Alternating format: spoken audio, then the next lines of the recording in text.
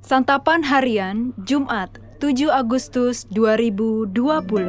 Hari ini kita akan membaca surat Filipi pasalnya yang ketiga, ayat 1b hingga ayatnya yang ke-16.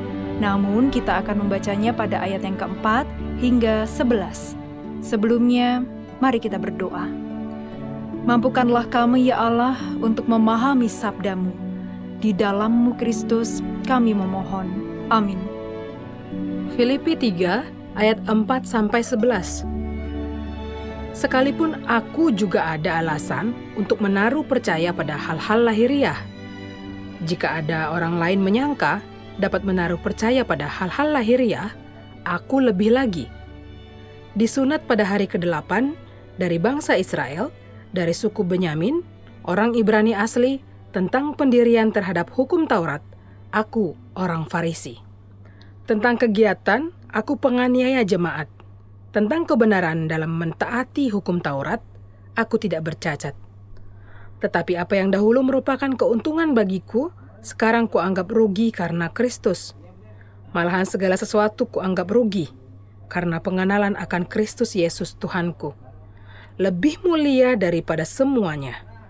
Oleh karena Dialah aku telah melepaskan semuanya itu, dan menganggapnya sampah, supaya aku memperoleh Kristus. Dan berada dalam Dia bukan dengan kebenaranku sendiri karena mentaati hukum Taurat, melainkan dengan kebenaran karena kepercayaan kepada Kristus, yaitu kebenaran yang Allah anugerahkan berdasarkan kepercayaan. Yang ku kehendaki ialah mengenal Dia dan kuasa kebangkitannya dan persekutuan dalam penderitaannya, di mana aku menjadi serupa dengan Dia dalam kematiannya, supaya aku akhirnya beroleh kebangkitan dari antara orang mati.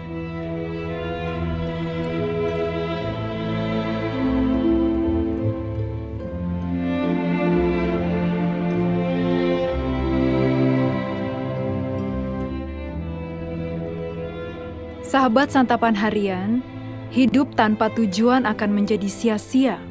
Semua usaha kita selama menjalani hidup akan berakhir dengan kekecewaan, kehampaan, kelelahan, dan rasa frustasi. Tujuan merupakan aspek penting yang membuat hidup menjadi bermakna dan berarti. Tujuan kita sebagai orang percaya sudah ditetapkan oleh Allah, yaitu kebangkitan dan hidup kekal bersamanya di surga. Oleh karena itulah Paulus tidak lagi membanggakan keadaan lahiriahnya di luar Kristus.